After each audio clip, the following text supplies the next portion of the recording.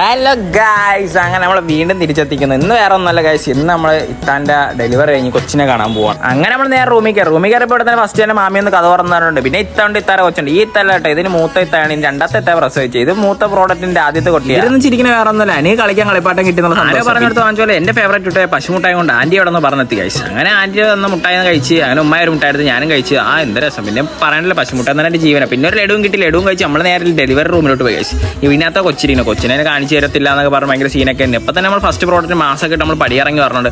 പിന്നെ അവിടെ നിന്ന് ഭയങ്കര പട്ടി പോസ്റ്റൊക്കെ അടിച്ച് ഞാനും ഫിറോസും ഇവിടെ നിന്ന് ചുമ്മാ വീഡിയോ എടുത്ത് കളിച്ച്. പിന്നെ ചെറുത് നമ്മളവിടെ എന്തിനുണ്ടെങ്കിൽ എന്തിനാണ് ഇവന്മാർ കാണിക്കുന്നത് തന്നെ, അത് അവിടെ എന്തിനാ കാണിക്കുന്നുണ്ട്.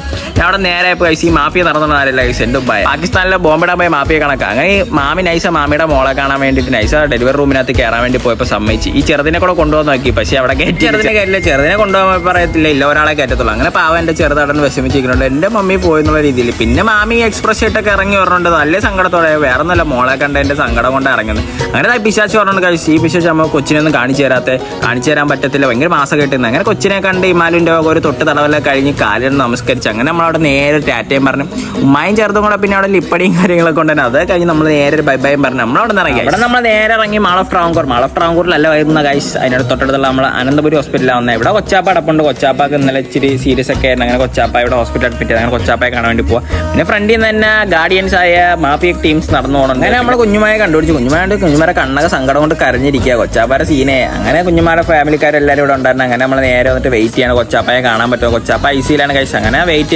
ചെയ്ത് എനിക്ക് പ്ലിങ്ങടിച്ച് ഞാൻ എന്നോ മറന്ന് നമ്മളെ സ്വന്തം ഹിൽ ക്ലൈംബ് കളിച്ച് നമ്മൾ നേരെ ലിഫ്റ്റിൽ കയറി ചായ പിടിക്കാൻ പോവാ കഴിച്ചു. അങ്ങനെ നേരെ മേളിൽ കയറിപ്പോയി. ഈ ചെറുത് വിളിച്ചോണ്ട് പോകണുണ്ട്, നമുക്ക് ചായ പിടിക്കാൻ. അങ്ങനെ നേരെ വന്ന് എന്തിനാണ് ഇത്രയും വിളിച്ച് നമ്മൾ കോഫി കുടിക്കാൻ കൊണ്ടുപോയത് മനസ്സിലായില്ല. കൗണ്ടറിലേക്ക് ചേച്ചിനെ കണ്ട. അങ്ങനെ നേരെ വന്ന് കായ്സ് ഇവിടെ കിട്ടിയപ്പോൾ ചായ ഇല്ല, പകരം കോഫിയാണ്. പിന്നെ കോഫി കുടിക്കാൻ വന്നപ്പോൾ അതിനൊരു പാക്കറ്റ് ഒരു കമ്പം തന്നിട്ട് പറഞ്ഞു ഇത് മുക്കി കലക്കി കുടിക്കണമെന്ന്. പിന്നെ എന്ത് ചെയ്യാൻ, അതും കുടിച്ച് ഒന്നും പറയില്ല കായ്സ്. നല്ല അന്യായ മൂഞ്ചി നല്ല സൂപ്പർ കോഫി.